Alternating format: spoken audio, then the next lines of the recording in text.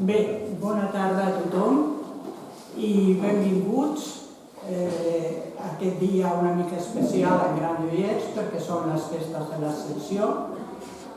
Per això us agraïm encara més la vostra presència perquè hi ha programats molts d'actes a Granollers. Aviam, com a federalistes d'esquerres volem agrair a Lluís Basset la seva generositat que li ha fet compartir aquest vespre amb nosaltres. Jo crec que és força innecessari presentar a Lluís Basset. És un periodista de referència que coneix absolutament tothom, però com que és costum dir algunes coses, doncs diré algunes coses. Lluís Basset va pertànyer al grup fundador del diari El País i ha exercit com a director adjunt, com a cap de cultura, cap del suplement Libros, de la secció d'opinió, ha estat també corresponsal a Brussel·les i a París i també ha estat director de la secció catalana del diari, que va fundar l'any 82, juntament amb altres companys. Com a responsable de cultura del diari, l'any 82 també va organitzar el suplement de cultura, que és un referent en català, Quadern. I, a més, l'any 1914, fa relativament poc, va... És que sempre estic en el 1900. No sé què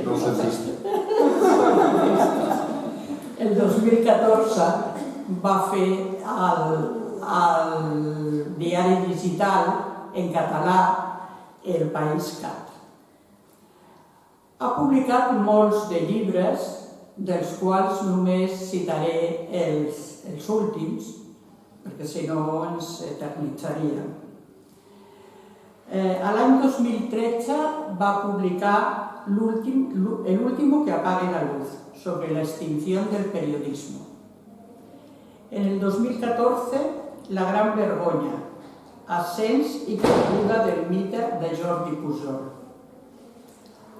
Al 2017, Lecciones españolas, 7 enseñanzas políticas de la secesión catalana y la crisis de la España constitucional.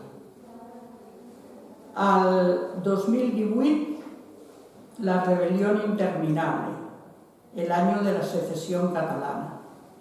I al 2021, un llibre una mica diferent dels anteriors, que es diu Les ciutats interiors, enviat especial al voltant de la meva cambra, que és un dietari de la pandèmia.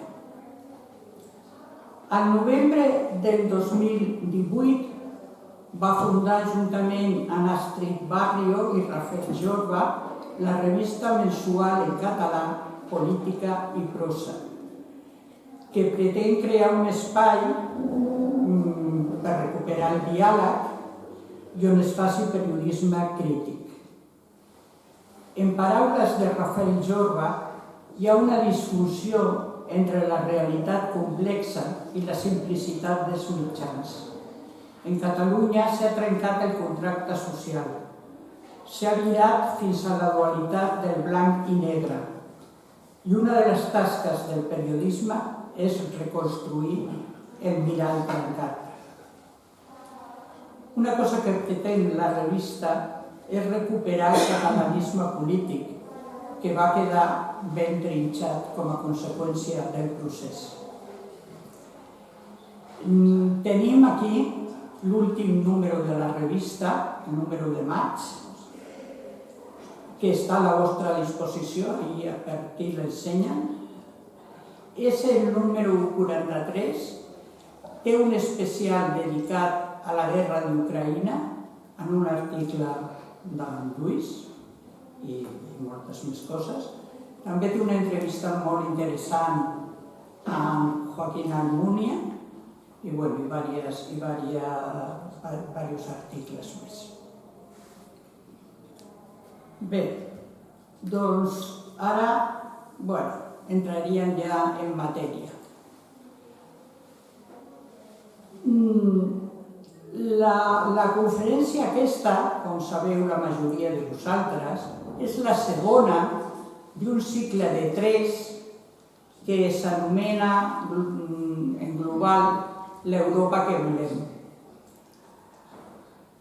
Des de fa 3 anys, Europa està patint el que no havien patit les 3 últimes generacions.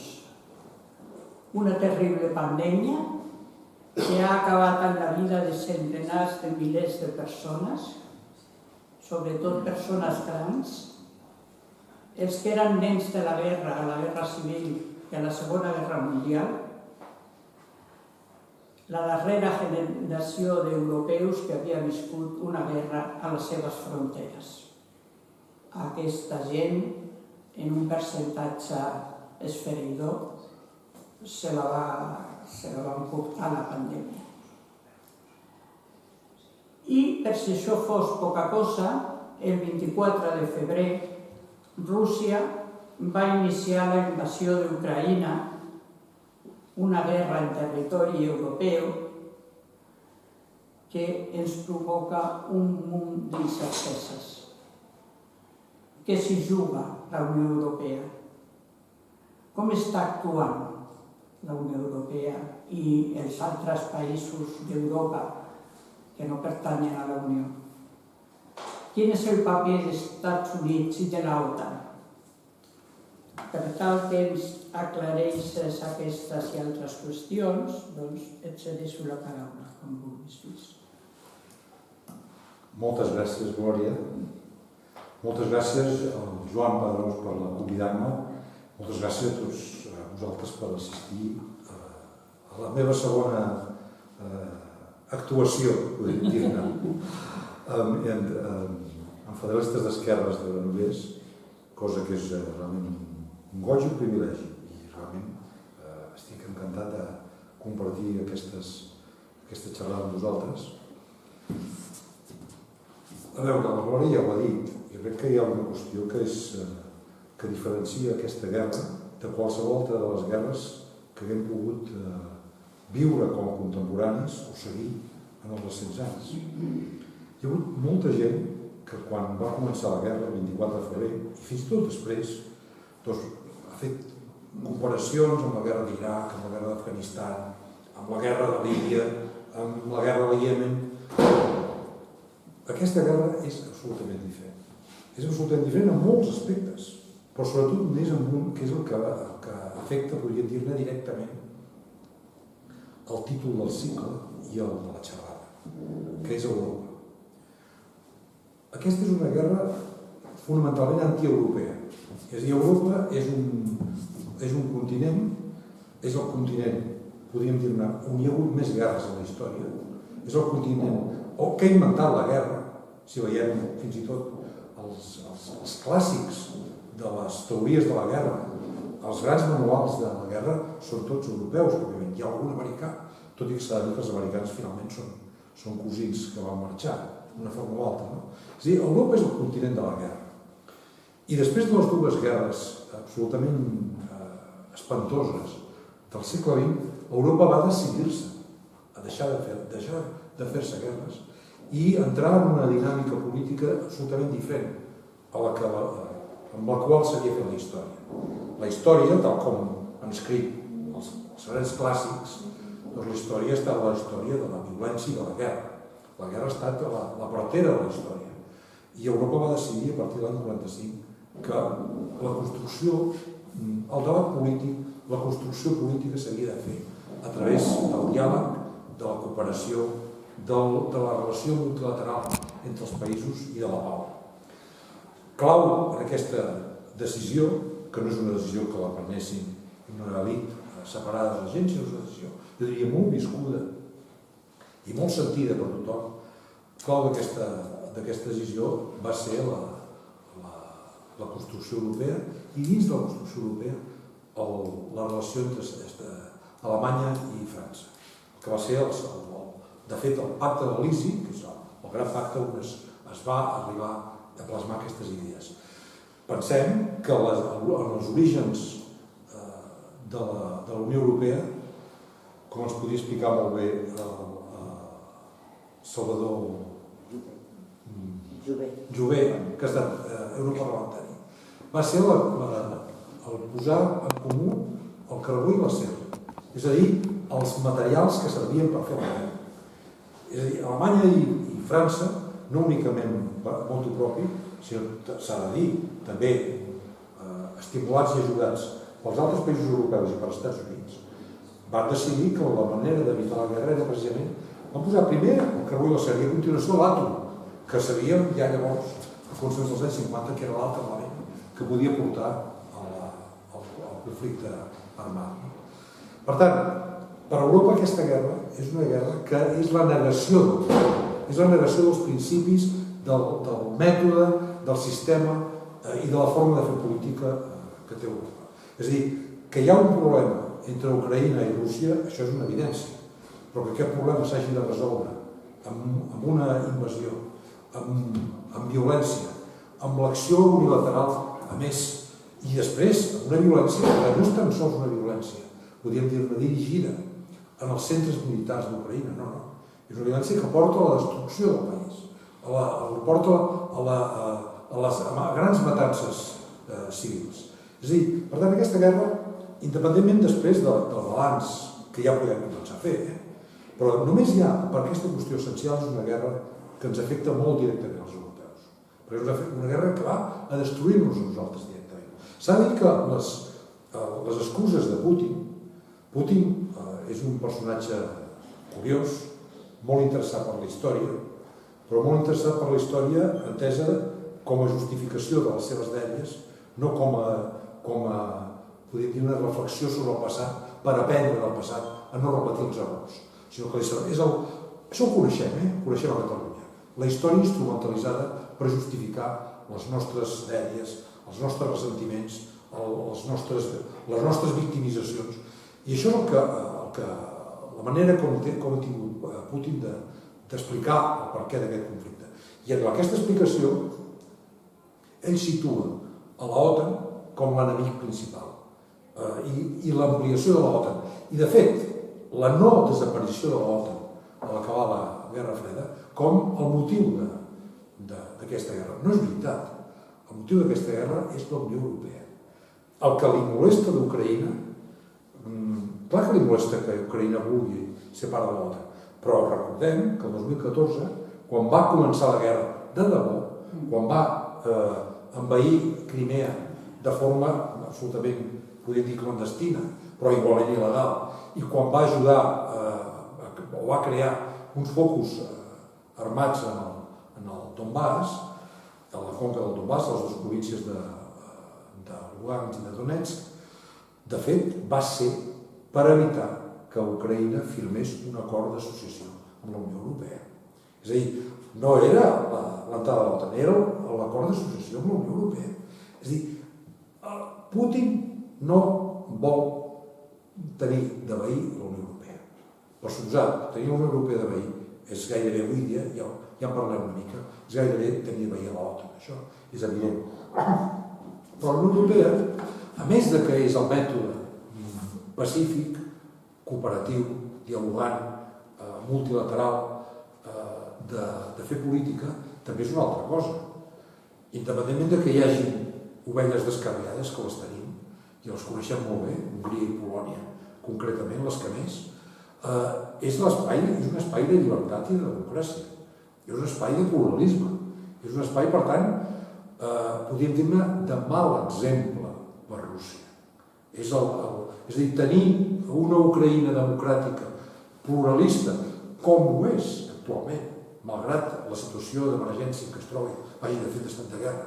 Ucraïna és un país on s'han succeït els presidents i n'han posat un i l'altre a l'altre. I això ha succeït, cosa que no ha passat a Rússia. És a dir, és un país on hi ha hagut i hi segueix havent-hi, amb el límit de la guerra actual, llibertat d'expressió, pluralisme polític. pluralisme cultural, pluralisme religiós. És a dir, per tant, què és el que persegueix Putin amb aquesta guerra? Evitar tenir el mal exemple que contamina Rússia, tant i Bielorússia. No oblidem que el prolegòmen de la guerra actual, de l'etapa actual de guerra, va ser el cop que va fer Lukashenko quan va evitar ser substituït en unes eleccions democràtiques. Es van haver d'exilar els candidats i va fer una mena de guerra híbrida contra la Unió Europea, enviant cap a Polònia, portant refugiats d'Orient Mitjà i enviant-los cap a Polònia. És a dir, per tant, és una guerra antieuropea perquè va contra el mateix concepte de la construcció europea, perquè va contra la democràcia i la llibertat tal com l'entenem els europeus. Però ho és també des del punt de vista podríem dir-ne, dels interessos dels europeus.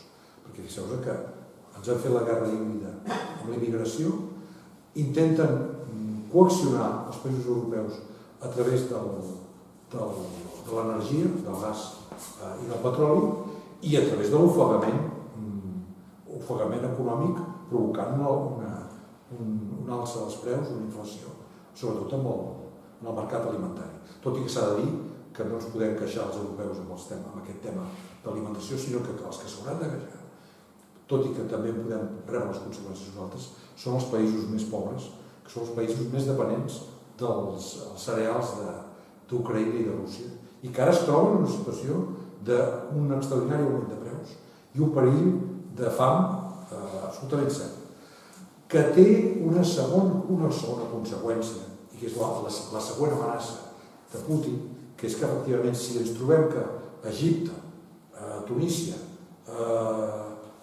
els països el Pakistan, comença a haver-hi, Afganistan, comença a haver-hi gana, doncs seran més asilats que buscaran el camí d'Europa. I per tant, aquí, la guerra que està lliurant Putin s'està lliurant al camp de batalla d'una forma molt cruenta, però s'està lliurant també al camp global, en el camp de la seguretat energètica, la seguretat alimentària i la seguretat financera, fins i tot, en quant als preus. Respecte al camp de batalla, per seguir amb la idea aquesta que és una guerra absolutament diferent. Respecte al camp de batalla, hem de tenir en compte, tenim molt poques dades molt poques xifres de morts en el camp de batalla i de morts civils. Tenim molt poques.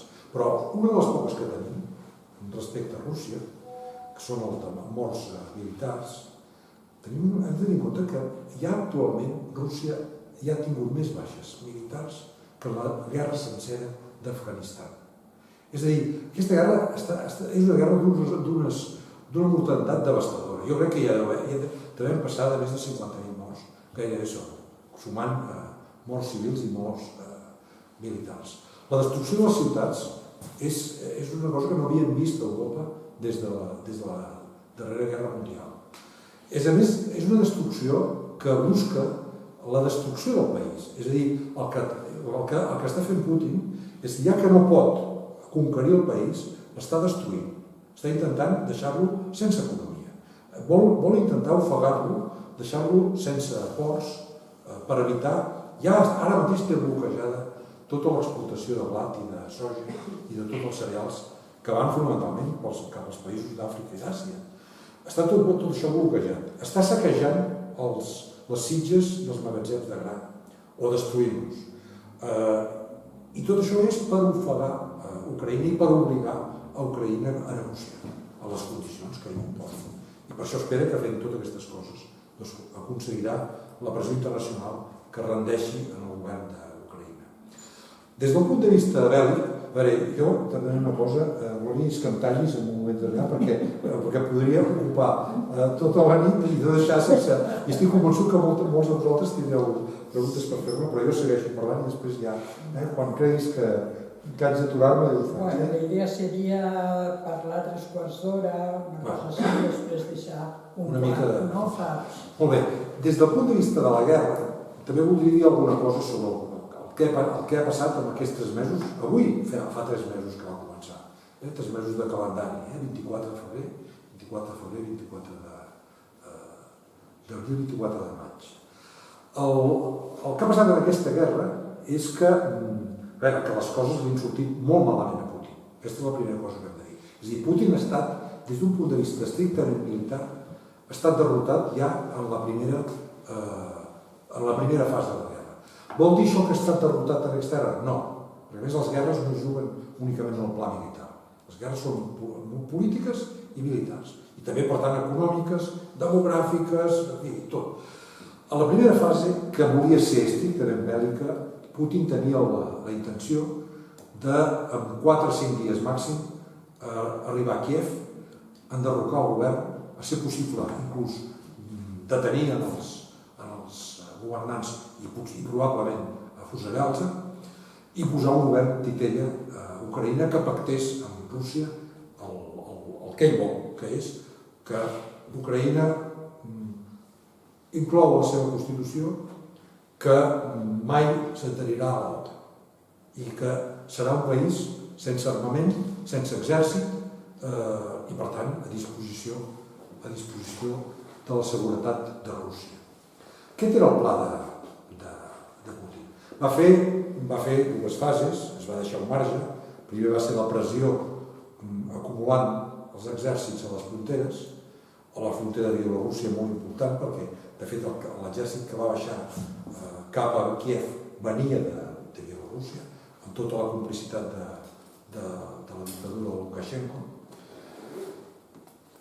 I aleshores el seu propòsit era aquest, i a més s'ha de dir una cosa, que és difícil de dir, però s'ha de dir, que és en certa mesura el que esperava el món, i sobretot el món econòmic i empresarial. És a dir, inclús molta gent, i per això va haver tantes negociacions, esperava que amb l'amenaça n'hi hagués prou perquè el govern de Kiev cedís, i cedís en els punts que demanava Putin. Tot i que s'ha de dir que va posar el llistó molt alt, perquè si no recordo malament, volia que l'OTAN acabés amb la seva política de portes obertes, que és una política fundacional, i és una política que volia dir que Finlàndia i Suècia podien entrar a l'OTAN quan volguessin. O sigui, fixem-nos, si l'OTAN hagués dit llavors, Finlàndia i Suècia ara no podrien haver demanat l'entrada. Bé, com que el govern de Kiev no va cedir, doncs Putin va començar la invasió. Llavors encara va haver-hi l'expectativa, per part sobretot dels grans interessos econòmics, podríem dir-ne, des de les posicions més conservadores, no en el sentit ideològic, sinó en el sentit més profund de la paraula, doncs dels interessos energètics, interessos alimenticis, etc. I va haver-hi una mica de pensar, a veure si ho enllesteixen ràpid i anem ja a resoldre la volta. Però esclar, resulta que recordem que li van oferir a Zelensky un avió perquè fugís. Zelensky va decidir que ell es quedava i a més va fer una cosa molt astuta, corresponent a les astúcies que estava desplegant Putin, que va dir que ell no es creia l'amenaça i que la gent es quedés. Perquè, clar, si ell s'hagués cregut l'amenaça, hagués fugit tothom ja molt abans que hagués començat la guerra. Per tant, va saber aguantar molt bé i el que és més important, i després el seu exèrcit va saber aturar l'exèrcit rus. I s'ha de dir que va saber aturar sense masses recursos exteriors fora de la intel·ligència americana i britànica. Molt bona.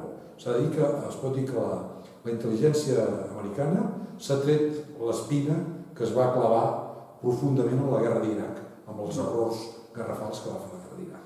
Ho ha fet molt bé. Ho ha fet molt bé i a més han fet una cosa que és obrir la informació, que sigui una manera de desarticular les maniobres de Putin. És a dir, Putin anava dient esteu histèrics, no hi haurà invasió. Els Estats Units anava explicant tot el que hi havia. I el que hi havia, la gent va anar veient que era absolutament cert. Llavors, s'ha de dir que això ha fracassat. El fracàs va ser absolut. L'exèrcit, el primer fracàs del més dolorós per Rússia és que l'exèrcit de Putin és un exèrcit que ha tingut molts diners, molts recursos per comprar armes, per comprar vehicles, per vestir uniformes molt lluïts, però és un exèrcit sense moral, sense professionalitat, un exèrcit sense preparació, un exèrcit, a més, amb uns hàbits de vandalisme i de saqueig impropi d'un exèrcit del segle XXI i professional. I això s'ha vist de seguir. És un exèrcit corrupte. Els seus quadres són quadres corruptes. És a dir, se sap que allà on hi havia d'haver gasolina no n'hi havia, perquè havia anat a parar la butxaca del coronel, allà on les armes havien de servir per fer tal cosa servien per fer una altra. El que passa, va haver una declaració d'un oligarca dels que va fugir, una declaració esplèndida, que va dir: però què voleu que sigui aquest exèrcit? És exactament igual que la resta del país. És com és Rússia, que tot és així.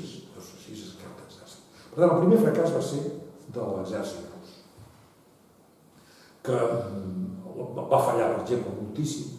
Avui dia un exèrcit tan gran, a més un exèrcit tan gran i que té una missió tan important com desarticular, escapçar un país en 4 o 5 dies, és la logística. La logística va fallar totalment. I llavors es va produir l'exèrcit ucraïnès, probablement molt ben informat, havent-ho treballat molt bé, els van trinxar, van fer uns atacs pels flancs. A mi em van arribar unes xifres, no estan ben documentades, van arribar unes xifres molt aviat, fa un parell de mesos ja, de que en els primers dies la proporció de morts militars entre els dos exèrcits era de 10 a 1. Imagineu-vos què significa això. És a dir, perquè per cada ucraïnès mort en combat, hi havia 10 russos que van morir en combat. Van morir en els primers dies 10 generals. El general d'Estat Major, Valeri Gerasimov, que és el que ha fet tota una teoria que es pretén original sobre la guerra híbrida, va fer una visita al front del Donbass fa cosa d'un mes. Durant unes hores va desaparèixer. Se'l va donar per mort i després per ferit. Ara se sap que probablement està arrestat. Ha desaparegut del mapa. És a dir, la crisi en l'estat major militar rus és formidable.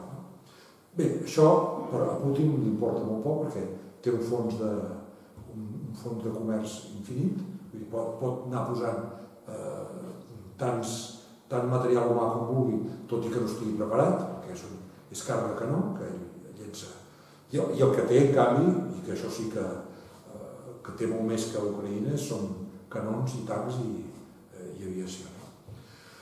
Aleshores, un cop es va trobar amb això, he dit, per tant, el primer fall és l'exèrcit, la segona sorpresa de Putin és l'exèrcit ucraïnès, per suposat. La capacitat de resistència, i la preparació i la professionalitat relativa, però molt més gran que la de l'exèrcit rus. La tercera sorpresa és que li ha fallat inclús la intel·ligència sobre la realitat d'Ucraïna. Es pensava que quan entraria en els pobles i a les ciutats es trobaria que la gent el vitorejava, les seves tropes.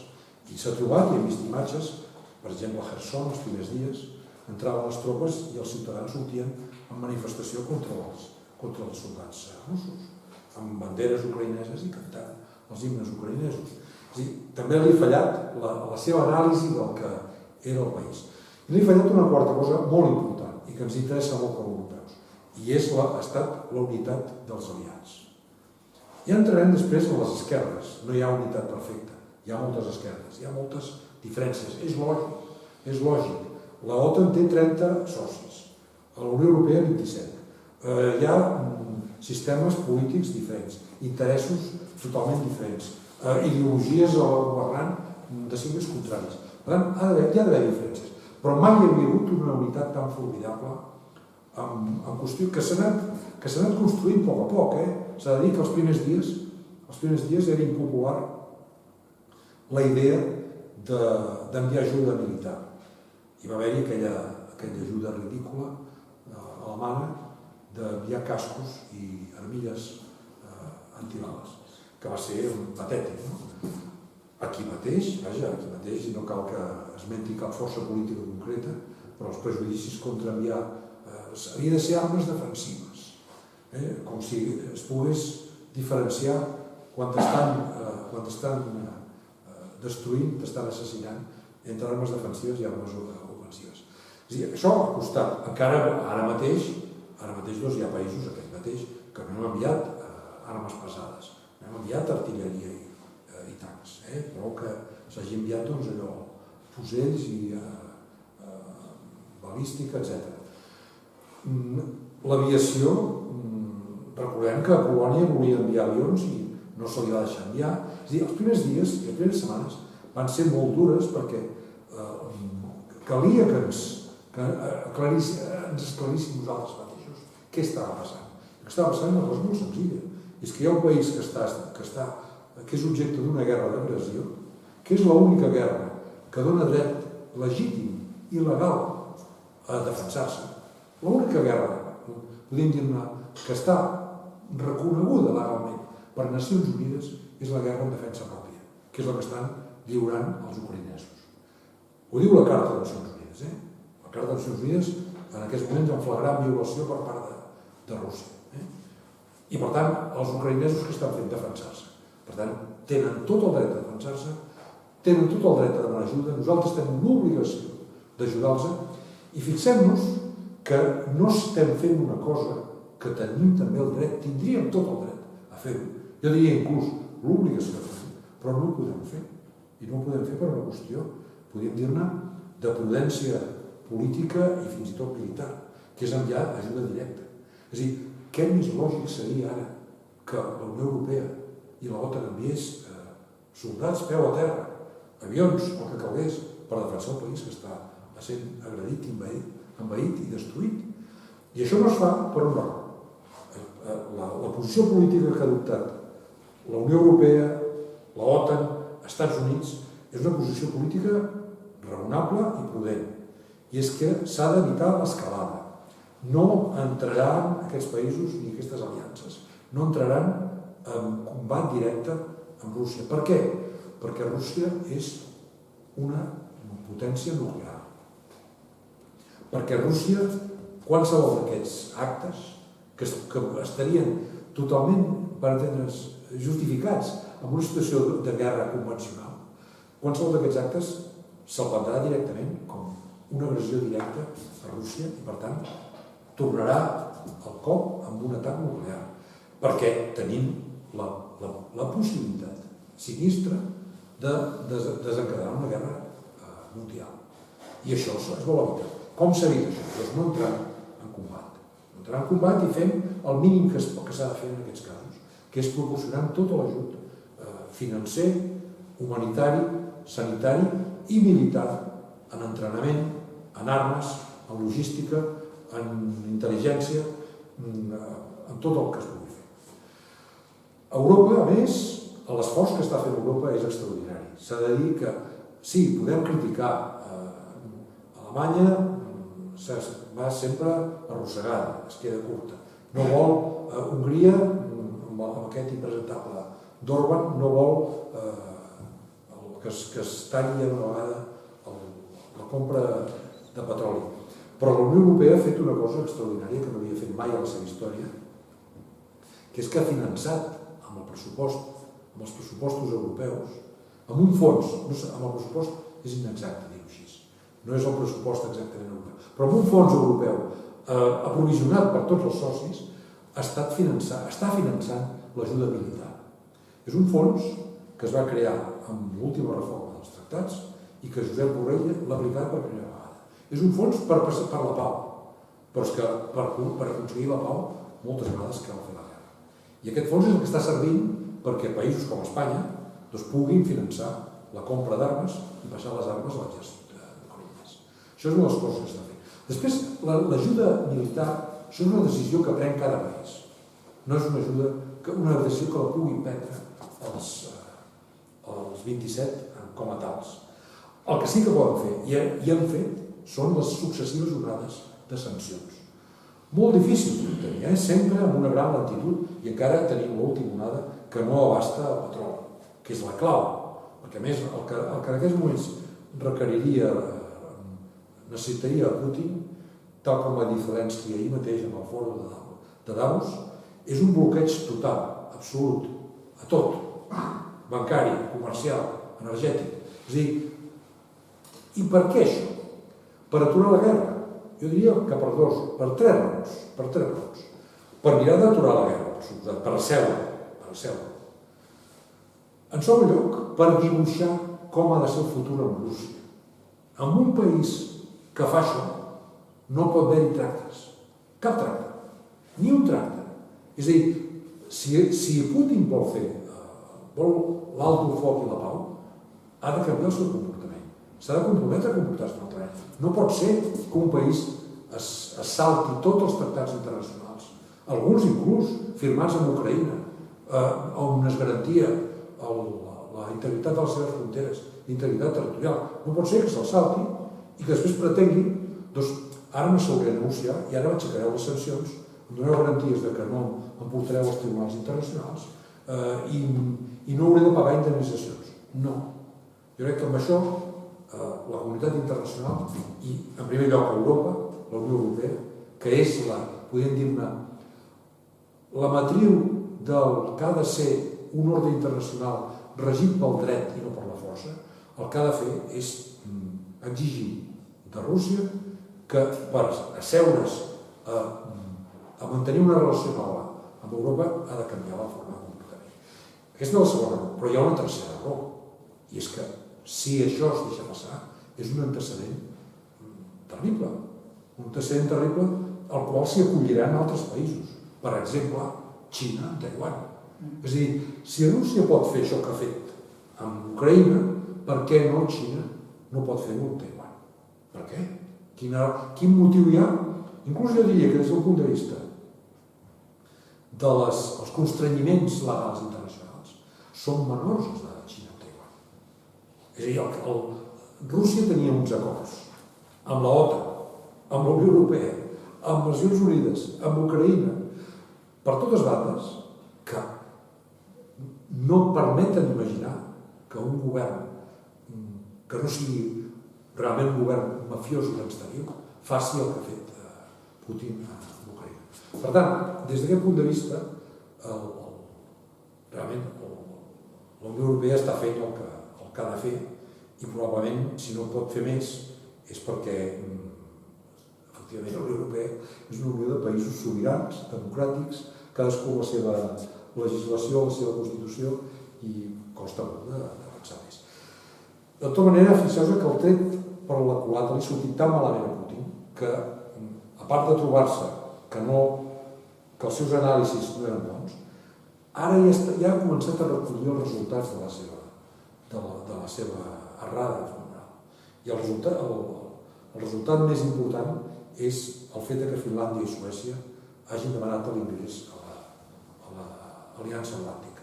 És a dir, no volia una aliança atlàntica a prop de Rússia, no volia una aliança atlàntica més forta, i ara tindrà una aliança atlàntica més a prop de Rússia, una aliança atlàntica que més li tancarà la Bàltica, començarà a entrar a l'Àrtic, que ara tenia 1.300 quilòmetres de frontera directe a l'OTAN amb Rússia, si comptem Kaliningrad i les Bàltiques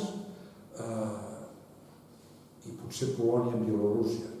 I ara en tindrà 2.600, el doble. Per tant, a més, Finlàndia i Suècia són dos països hem de dissoldre una mica els mites del pacifisme. Són dos països neutrals i plens de pacifistes, però amb dos exèrcits formidables.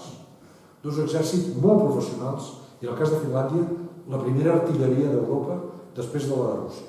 És a dir, el parc artiller i això Rússia sap que vol dir que haurà de bastir, haurà de tancar tota aquesta frontera per vigilar la frontera finlandesa. Per tant, la jugada li ha sortit molt malament, però, clar, hi ha un problema seriós, i és que ara s'ha instal·lat ens ha instal·lat Ucraïna en la guerra de desgast, en la guerra que castiga amb un balanç de morts terrible, amb una destrucció econòmica formidable. És una destrucció econòmica que a Rússia no l'afecta directament, que a Ucraïna l'afecta directament. A més, amb ell tant li fa que l'afecti directament a Rússia. Sap que Rússia és un país que està acostumat a patir de tota la vida, de tota la història, que ha viscut en una relativa atmosfera de llibertat, amb prou feina una mica d'anys entre Gorbachev i Yeltsin, molt pocs, gairebé 3 o 4, poc més, i per tant pot anar aprofundint en això. I després es juga en l'escena mundial, en els mercats internacionals d'aliments, d'energia, petroli, amb la inflació, amb la possibilitat que hi hagi una recessió. I aquí és on caldrà veure qui aguanta més i cada una de les parts com pressiona en els seus per asseure's a la taula de negociació. I aquest és una mica un panorama complicat, un panorama realment fosc, s'ha de dir, perquè una guerra de desgast pot durar molt, i mentre una de les dues parts li quedi corda, doncs serà molt difícil que s'asseguin les dues. I aquest és una mica el panorama certament desolador que tenim ara mateix, que només ens dona una petita, modesta, humil bona notícia, i és que Europa, la reacció europea, no és negativa. Jo diria inclús que Europa ha donat sorpreses per totes bandes. En aquests moments, la Unió Europea i l'OTAN, que eren dues organitzacions amb moltes vegades que semblaven potser incompatibles o potser alternatives, estan més identificades que mai. La identitat de posicions als Estats Units és també molt gran en l'administració aquesta. Hi ha un element preocupant, que no es pot fer abstracció d'ell, és que l'èxit s'ha de produir molt aviat. Si el 2024 no s'ha resolt això de forma molt positiva i molt clara, i no tenim ja encarat un ordre internacional mínimament endreçat i mínimament endreçat pel dret i per la llei i no per la força, ens podem trobar el 2024 que Donald Trump o algú com Donald Trump torna a la Casa Blanca i ens deixa sols a la Unió Europea enfrontant-nos amb Rússia. Per això és tan important que Europa tingui molt bones relacions amb l'OTAN, amb els Estats Units, però no s'oblidi del pilar europeu de defensa. El pilar europeu de defensa, el millor, tal com estan les coses, és que es mantingui la reserva. Europa ha d'estar en aquests moments molt centrada en el que és l'ajuda financera, política, l'ajuda ajudar els països a fer l'ajuda militar, podem dir a tots els aspectes no estrictament militars de la defensa, que són els que porta, els que dirigeix a Josep Borrell, mentre que l'OTAN està preocupada del braç estrictament militar. Ara, si ens trobéssim que d'aquí al 2024 els Estats Units realment està en mans del trumpisme prorús, perquè és exactament així, Europa s'haurà de fer càrrec d'això. Ja s'ha produït algun canvi important. Alemanya, per primera vegada a la història, des de 1945, ha anunciat que augmentarà el pressupost militar en un 2%, 100.000 milions de cop i volta. Tots els països ho estan fent. Ara ho hem de fer bé, també, i s'ha de fer amb un gran ritme, per intentar, precisament, estar atents a que no ens trobem en solitari davant de l'exèrcit rus d'aquí 2 anys. Que aquest és una mica el repte que tenim a davant. Penso que ja he dit prou. Moltes gràcies. Bé, doncs, si algú vol plantejar alguna qüestió, vol fer alguna intervenció. Si algú no ha quedat prou espantat. Exacte. A mi amb tot això hi ha una cosa que no em quadra molt de tota aquesta història i de tot el que està passant. És que com és possible que una economia com la russa, que és entre l'espanyola i la italiana, no? O sigui, no té més PIB que Itàlia. Està clar que això no es pot, o sigui, una guerra com aquesta que està mantenint no es pot aguantar més enllà, no sé, d'un any o alguna cosa així, no? O sigui, en el moment que els països ja tallen el tema de la financiació de la guerra, que és via compra de gas i de petroli i tot això, no sé, pot ser que passi un esfondrament com la Unió Soviètica amb la Rússia actual? Sí, a veure, això és exactament així. En aquests moments d'aquesta guerra, Putin l'està pagant amb el petroli, amb els preus, l'alça dels preus del petroli. O sigui, la guerra té un efecte pervers en contra d'Ucraïna, que és que el petroli augmenta de preu. I per tant els beneficis del petroli són molt més grans per part de Rússia. Després hi ha un altre problema, que és que Rússia és el país més gran del món. És un país que té uns recursos energètics i minerals i agraris també, formidables. Una indústria armamentística important. És a dir, és un país que, per entendre'ns, Xina li interessa molt un país així. Xina pot tenir... Perquè Xina està a veure-les venir per intentar sortir-ne com a gran beneficiada d'aquesta guerra. Però a la vegada, la societat russa és una societat, són 140 milions d'habitants, concentrats molts, la gran part. Hi ha 20 milions més enllà dels Urals. És a dir, una ciutat xinesa, de les grans, té el mateix que tota Sibèria. I a més, la Rússia no urbana és una Rússia que viu en una economia gairebé de subsistència, que ni tan sols se n'adona de les caigudes del nivell de vida, perquè el seu nivell de vida és ínfim. I per tant que té una adhesió al règim gairebé mecànica, produïda per l'administració mateixa. Només són les classes mitjanes de les ciutats les que pateixen i les que podrien reaccionar a tota aquesta evolució negativa que ja s'està produint. I estan reaccionant. Es calcula que hi ha hagut gairebé 500 milió de persones que han fugit des que va començar la guerra, sobretot a les grans ciutats. I són gent, a més, que són la gent més jove i la més ben preparada. La gent, sobretot, per exemple, d'una indústria important en els recents anys a Rússia, que són les indústries tecnològiques.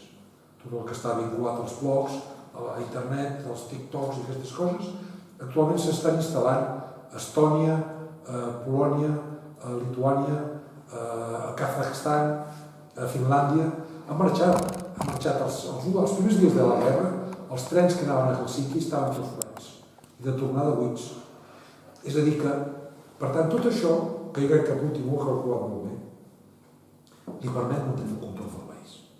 I mentre ell segueixi tenint els ingressos del petroli, ja va haver-hi xifres, jo no els tinc al cap, però va haver-hi xifres sobre les reserves de divises que tenia Putin els primers dies molt importants. Va equivocar-se en una cosa, que és que una part important d'aquestes reserves no les tenia a Rússia mateixa i li han congelat, que ha sigut un dels cops forts que va rebre al començament de la guerra. Però sí, de fet, el càlcul de Putin és, per això volia una guerra ràpida, ara fa veure que vol la guerra llarga i que Putin intentarà en 2 mesos veure si troba alguna sortida, no? Perquè efectivament es pot trobar, i sobretot si se li talla l'entrada de divises pel petroli. Aquest és el tema central, perquè a més el petroli està pujant i quan més racionat estigui el petroli, més puja. Aquesta és la cosa perversa, és a dir, que quan més es va tancant, per mi és igual, perquè segueix cobrant cada vegada més per valor de petroli.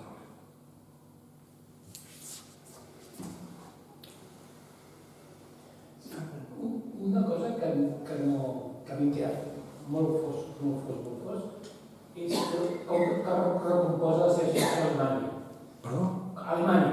És a dir, com Alemanya d'alguna manera ha quedat totalment descol·locada, és a dir, va quedar descol·locada amb aquesta disciplina occidental respecte a les seves relacions econòmiques amb Xina, sí, això és un element de descol·loc molt clar, i després ara té un descol·loc molt clar respecte a la seva lenta, des del bosc polític i tota la relació de subministre energètic i inclús la relació amb els seus veïns de l'est, que són molt més la creació a l'est de la Unió Europea, que són molt més bel·ligerants i que hi ha una política diferent. Veiem, per exemple, com a la reunió del Mediterrani de Marroc sobre polítiques d'ocupació, els ministres representants són Espanya i Alemanya, que representen aquí a l'Europa. Alemanya està virant, és com un trasllat virant de política amb una velocitat molt gran i just amb un canvi de govern. Ha agafat, està en una situació francament de, jo diria, vulnerabilitat en política i estratègia, no? És a dir, la seva de canviar totalment el seu rumb, la tingut i estan al cor de la Unió Europea més que mai després de la unificació. A veure, jo crec que la pregunta està tan ben formulada que ja es donarà la resposta. És exactament així. És a dir, Alemanya en aquests moments és un país en ple viratge. És a dir, tot el que havia fet Alemanya respecte a Rússia i Xina està en aquests moments en qüestió. I és un viratge dolorós, complicat. S'ha de dir que també té raons internes a l'opinió pública que contribueixen a que faci el viatge, perquè l'opinió pública alemanya és realment molt favorable a Europa i a Ucraïna. Però clar, hi ha uns reflexes històrics, no és polític sencera, la idea de que a través del comerç es aconseguia el canvi polític, tot això s'ha anat a Norris amb el comportament de Rússia. Després, Alemanya és un país històricament molt interdependent amb Rússia. Molt.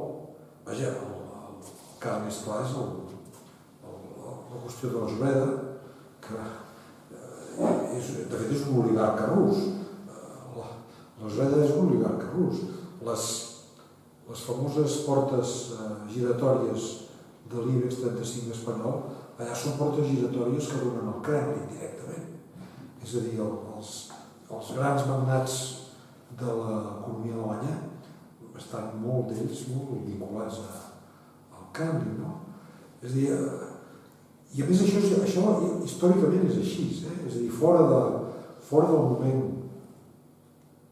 de la Guerra Mundial, de l'última, la complicitat històrica que hi ha hagut entre Alemanya i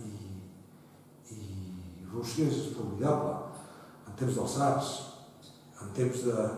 Recordem el famós tren blindat que va portar Lenin a Sant Petersburg a fer la revolució i a aturar la guerra.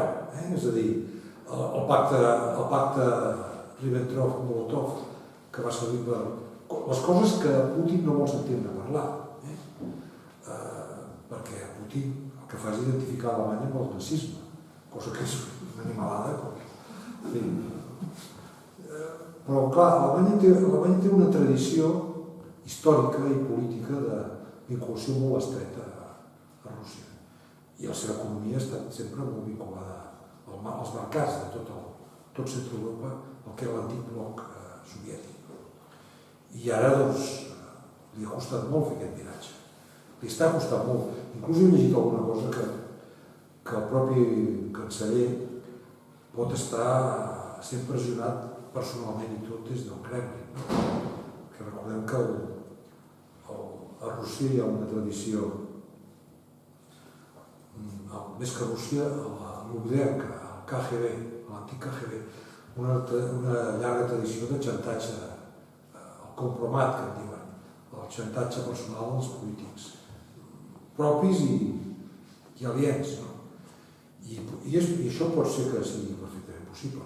En tot cas, això els ha fet una cosa que em sembla que està ben feta, que és que només començar la guerra va fer el que em va dir anunciar que s'havia produït un canvi d'era, el Zeitwende va dir, i va anunciar un pressupost pel rearmament. Una altra cosa és després el que ha fet concretament per l'Ucraïna. Però de moment el canvi de posició l'ha fet. És a dir, Alemanya s'està rearmant. I està rearmant en coordinació amb la resta d'Europa. Tots això ho sabem. Potser algú voldrà preguntar sobre això, però això de rearmar-se és molt lleig. Vaja, jo he tingut amb alguna altra xerrada, i això només afavoreix a la indústria de l'armament. Sí, certament. La indústria de l'armament l'afavoreix d'una manera terrible. Però si no rearmem Europa, doncs ja sabem què passarà amb Europa, que deixarà d'existir Europa i deixarà d'existir la idea europea, no? Per tant, que rearmi Alemanya és una bona notícia en les actuals condicions. Inclús és una notícia indispensable, perquè existeix una defensa europea. No hi haurà defensa europea si no hi ha una fundació alemanya i francesa important. Había una pregunta aquí. A veure, jo és un plaer escoltar-lo, no? Sí, jo tenia molt interès, especialment perquè he vingut per escoltar-te, però m'ha fet una pregunta molt particular, a part del plaer d'escoltar-te el que dius, no? Què és la posició Macron, la proposta Macron? Perquè ahir al diari El País, no recordo mal, el firmava era Christine Sport, Sí. que plantejava, és molt interessant en el sentit que plantejava l'entrada de Suècia i Finlàndia a l'OTAN, que crec que és un fet extraordinari, i ella ho deia, no?, en aquest aspecte. I deia, Suècia històricament és un país amb una identitat neutral, un país identitàriament neutral. Sin embargo, Finlàndia, la neutralitat se la van imposar. Ara els dos no van entrar a l'altra. Era interessant l'article, no? Llavors, lligava això d'alguna manera amb la posició Macron, el joc de mans, d'aquesta proposta que va fer, jo no sé si és que és una qüestió electoral o condicionat per les eleccions, aquesta proposta d'aquesta nova confederació europea, que no és directament la Unió Europea, tota aquesta història, no? La conclusió de l'articulista d'ahir del País sobre això era que la posició Macron, d'alguna manera, era una descalificació, era una descalificació de Finlàndia, en el sentit de dir, home, ens interessa una Ucrània neutralitzada, arreglar el problema amb el Putin sobre aquesta base, no? Que no sé si m'explico el que vull dir. Llavors, jo he preguntat per això, no? I una cosa, la meva opinió personal, no? Sobre com pot durar això, bueno, això no ho sabem i tot és molt relacionat. Però, clar, jo crec que Alemanya va prendre una decisió transcendental amb la intervenció de Scholz. El tema del canvi de paradigma d'Alemanya, els pressupostos sobre l'exèrcit, tot aquest canvi és un canvi històric sobre la posició tradicional alemanya. Però jo crec que Alemanya, el que ens està dient d'alguna manera amb els debats dintre de la Unió Europea, la complexitat que té cada país, Polònia pot desconnectar el gas perfectament. Alemanya no pot fer-ho. Llavors jo crec que Alemanya canvia paradigma i ens està dient d'alguna manera que necessita temps, un cert temps, per acabar de desconnectar. I això ho connecto jo amb el resultat final, amb el Putin, perquè a mig plaç el Putin ho té molt complicat. Aguantar una guerra molts mesos també ho té complicat. Una guerra molts mesos vol dir que arrasa Ucrània. I després, amb tot el petroli que es porta, totes aquestes milions que els hi paguem, totes aquestes exportacions, si fem el número del PIB de la Unió Soviètica, d'un PIB una mica més gran que d'Espanya. I en aquestes circumstàncies, vull dir que al final el Putin, en fi, si podem aguantar i tal, No crec jo que Putin es pugui permetre molt temps amb aquesta història.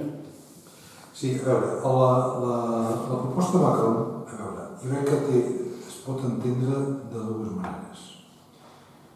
A veure, jo crec que hi ha es pot entendre com la solució definitiva o com una fórmula, podríem dir, per a la negociació. Jo tinc la impressió, Macron ha fet una cosa que a mi em sembla important i que crec que s'ha de valorar positivament, que és intentar mantenir un canal de comunicació amb Putin. És molt important per una raó, perquè en aquests moments està destruït tot, inclòs una cosa com era l'arquitectura, podríem dir-ne, implícita de la dissuasió nuclear. La dissuasió nuclear, el que se'n deia la MAT, que vol dir boig, la destrucció mútua assegurada, era el sistema que servia per dir jo no dispararé perquè tu no em dispararàs. I sabia que no ens dispararíem i per tant mai se dispararà ningú.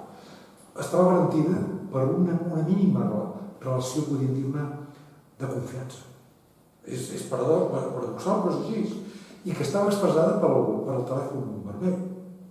És a dir, sabien que en el límit, el telèfon vermell no era estrictament el president, al límit els estats majors estaven en contacte per evitar que un accident, una mala interpretació, i va passar diverses vegades, no una, sinó diverses vegades que vam estar a punt de la guerra nuclear. I gràcies a això, doncs no es va produir. Això ha desaparegut. No hi ha en aquests moments cap confiança, ni aquesta confiança ni. Per tant, que Macron obrís el canal i mantingui el canal obert, això és importantíssim, perquè és la manera de saber com a mínim que de cop i volta no esclatarà tot pels aires. Llavors, els missatges que emet Macron s'han d'entendre de dues maneres. Com a solució definitiva o com a solució transaccional. És a dir, no van dirigits únicament al Zelensky, van dirigits al Putin també. Quan el Macron diu finlandisem, està dient-li al Putin, escolta tu, va, saber què... Ara, vol dir que hem d'acabar finlandisant-nos o finlandisant l'Ucraïna? Bé, no s'ha de fer, perquè, com diuen els finesos, finlandisar és una cosa horrible. A Finlàndia no han volgut sentir mai parlar de finlandització ni tan sols quan estaven finlanditzats, perquè sabien que era una situació de submissió, que era exactament així. A Finlàndia hi havia coses que no es podien fer, limitacions a la llibertat d'expressió, vinculades, per suposat, a la Unió Soviètica. I, per tant, tenien unes certes llibertats, uns certs marges d'acció, però hi havia coses que la prudència els aconsellava no fer-ho. Jo crec que no podem defensar el model de Finlàndia per Ucraïna. La confederació està vinculat amb això, evidentment. És a dir, jo crec que Ucraïna es mereix les portes totalment obertes de la Unió Europea. És a dir, el missatge que li estan donant molts països europeus és el missatge que Ucraïna està... Vaja, el meu argument central és aquest. Ucraïna està lluitant per Europa. La lluita d'Ucraïna és per Europa. És la lluita pels valors europeus, és la lluita pel que és Europa. Per tant, no se li pot dir, tardem 15 anys en admetre. Com es fa això? És molt difícil. Molt difícil perquè, clar, si parlem de la Confederació, que això va parlar el Mitterrand, el que del mur, doncs immediatament s'entén com una sala d'espera, però una sala d'espera d'aquelles de fer cua, d'aquelles de la seguretat social que funciona molt malament. És a dir, no una sala d'acollida. I el que es mereix Ucraïna és les portes obertes de bat a bat. Vol dir que han d'integrar-se a la política agrària? Home, no, impossible. Vol dir que han de rebre els mateixos fons estructurals? No. Vol dir que han de participar en l'euro? Tampoc. Per tant, a veure, bàsicament que articular aquest missatge políticament i a la vegada estar pensant en la negociació amb Putin és molt difícil. I és això el moment en què estem en aquests moments. I jo crec que el missatge que s'ha de donar és aquest, és dir, si hi ha d'haver alguna sessió, no l'ha de fer ningú més que el govern legítim i democràtic d'Ucraïna. Sessió del tipus que sigui, territorial, delincs en la defensa. Jo no dic que no s'hagin de fer, però penso que ens hem de prohibir nosaltres mateixos exercir cap pressió sobre Ucraïna, sobre aquesta qüestió. És Ucraïna que ha de decidir. El moment en què Ucraïna lliurement creu que és el moment de negociar, els termes de la negociació i què és el que ha de decidir aquesta negociació. Ha de decidir Crimea? Bueno, ho han de decidir ells. Ha de decidir el Donbass? Ho han de decidir ells. És a dir, nosaltres no podem ni dir que ho cedeixin, ni dir que no ho cedeixin, perquè no podem fer cap de les dues coses. I respecte a com s'han d'organitzar amb Europa i amb l'OTAN, per posar un cas, crec que se'ls ha d'obrir les portes, de l'una i de l'altra, i de l'OTAN també. L'OTAN ha de comprometre's a no admetre Ucraïna, per favor, de cap manera. Que l'OTAN ha de tenir les portes obertes a Ucraïna. Una altra cosa és que l'OTAN li digui a Ucraïna i a Putin, escolti, de què estem parlant? Com funciona l'OTAN? Quan ha tardat? Què tardaran ara? Finlàndia i Suècia ho tenen tot per entrar a l'OTAN. Només els hi falten dues coses.